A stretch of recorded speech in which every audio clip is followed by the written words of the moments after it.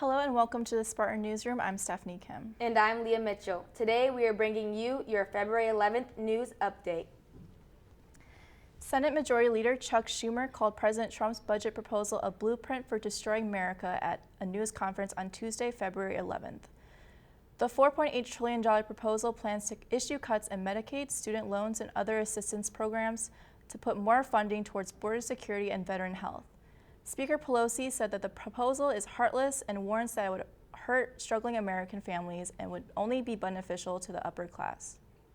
An Amber Alert was issued for two boys after their mother was found dead in their Dallas, Texas home.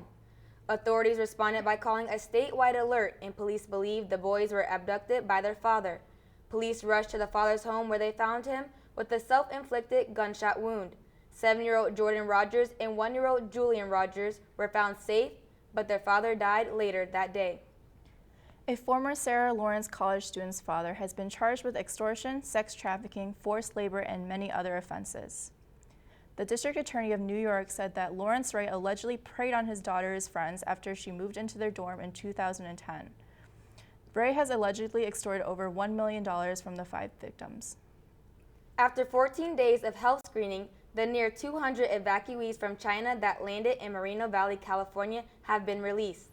The evacuation and health screening are in response to the coronavirus breaking out in China in an effort to keep it controlled in the United States. While other bases found cases of the virus, there were no confirmed cases through all the screening in Moreno Valley, and all evacuees are now free to leave the March Air Reserve Base.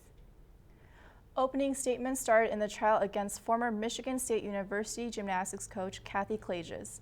The former coach has been charged on 2 counts of lying to authorities in connection with the Larry Nassar trial.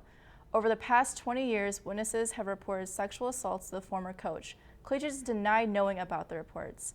The charges include a felony of up to 4 years in prison and a max fine of $5,000.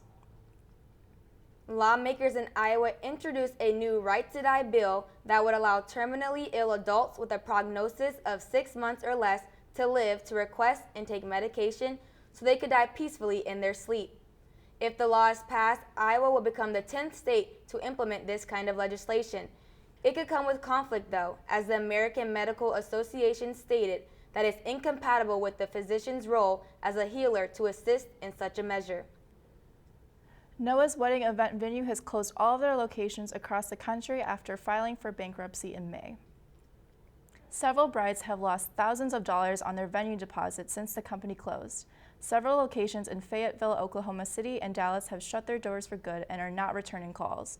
The Noah Corporation's main office has not commented. It is not certain that the couples will be refunded. 24 dogs were surrendered by their owners to the Peggy Adams Animal Rescue League.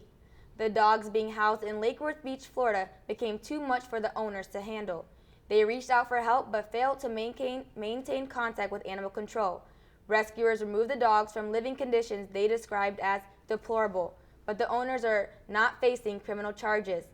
The dogs are now receiving proper grooming and medical care and will be available for adoption at peggyadams.org/adopt. For the first time ever, a non-English speaking film won Best Picture.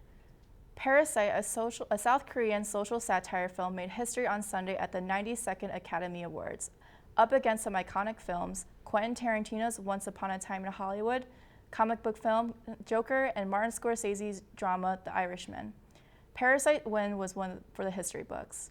The film's director, Bong Joon-ho, also won Best Director, Best International Feature, and Best Original Screenplay. That's all we have for today's news update. Thank you for tuning into the Spartan Newsroom. Make sure to check out MSU TV, channel 18.1, or visit our website at SpartanNewsroom.com. Have a great day.